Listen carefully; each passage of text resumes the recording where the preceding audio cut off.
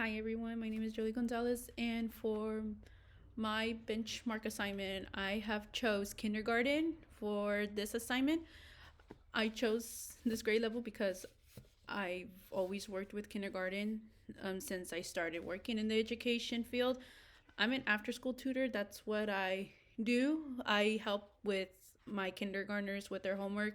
And if they need any extra support on their learning, that's what I'm here for. I'm highly communicative with their teachers. And if there's anything that they need, like that they are struggling in, that's where I can come in and I can help continue that after school.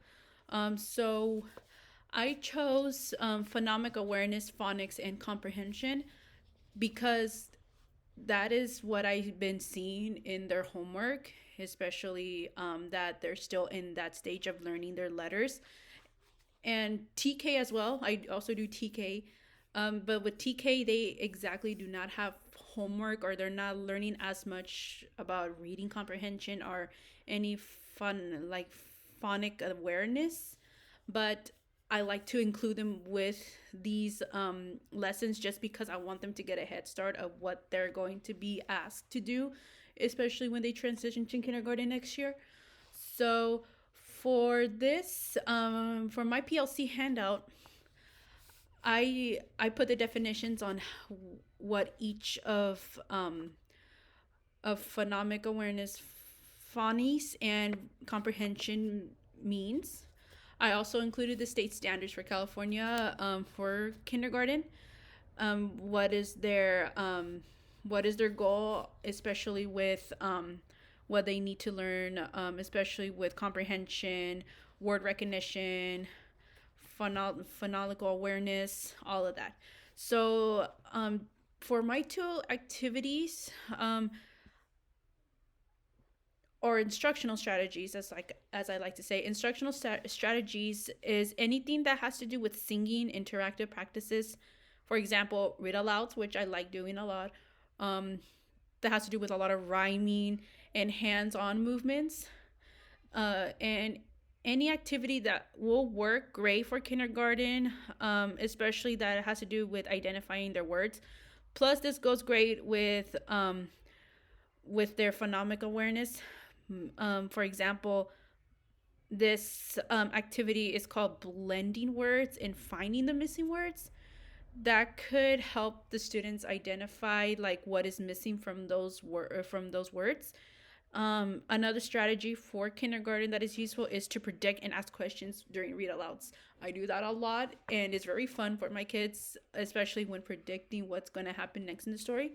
I will also like to show you guys what books that they are reading and what they take home based on their level of reading. So this is an example of what they take at home. And it also says level A, My Missing Bunny. Same book, but level B.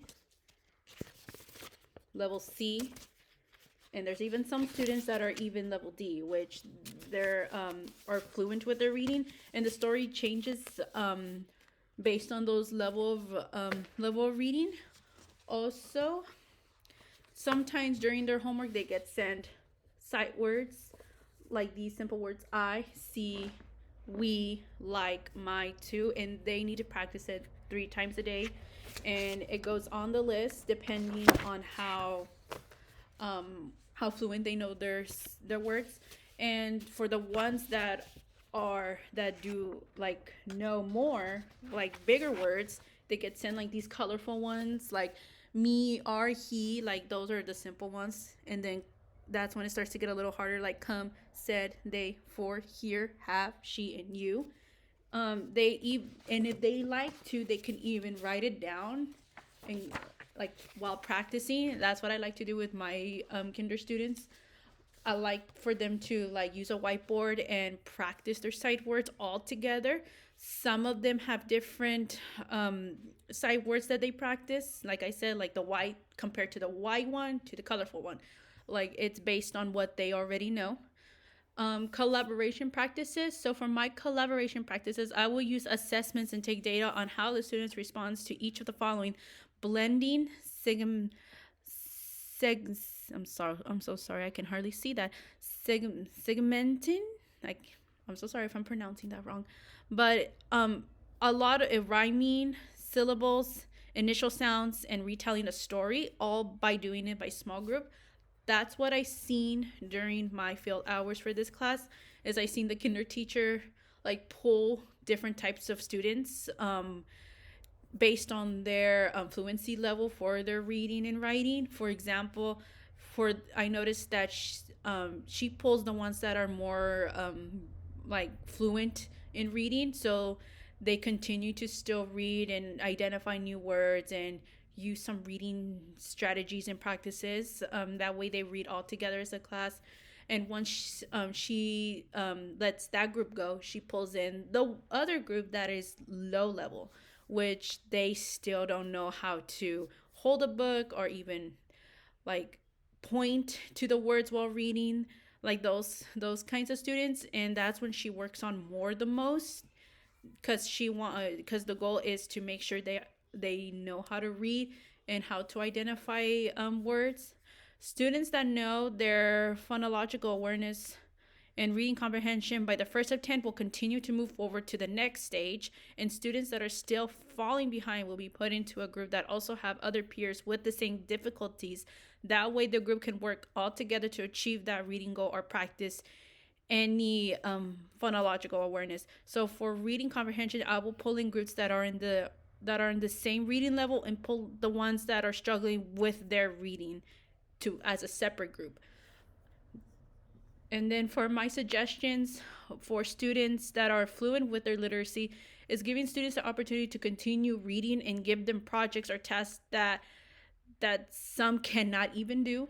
Also have those students continue the learning at home by sending books, worksheets that they can master or take their time with. Keeping them engaged is the key, and at the same time, collaboration with families do help a lot. And for low learning students, again, collaboration with families is still a key. Sending home starter books, worksheets that has to do with with learning their CVC words, flashcards, and visuals. That is something that is usually tend to be more helpful in.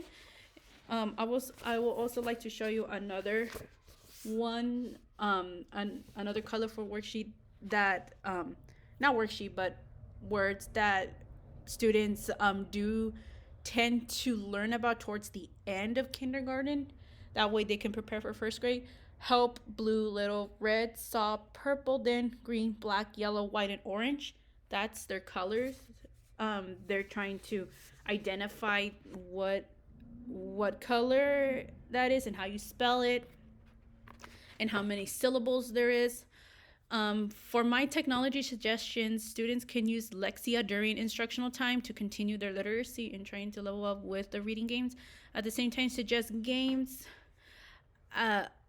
for them to continue at home. The schools, depending which school or district you are from, they can provide fun and useful apps for the students to keep continuing to engage on their reading, their literacy skills. For example, Starfall is one of them. Hooked on Phonics and Epic. Alexia is one that I've seen a lot of times. Epic a little bit, and IXL is another one as well that I've seen where I work at. It's helpful when the students are done with their work. Like after they're done, that is something that they can do in the meantime while their other peers are waiting. And it keeps them actively engaged in that app to keep leveling up on how good they're doing with their reading, and the teacher can even look through it to see how their performance is doing. Well, that is my PLC handout. Thank you for listening in, and if there is any questions or concerns, let me know, and thank you for listening.